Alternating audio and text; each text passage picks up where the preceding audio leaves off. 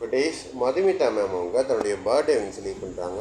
Madhumitha ma'am அவங்களுக்கு இனிய பிறந்த வாழ்த்துக்கள்.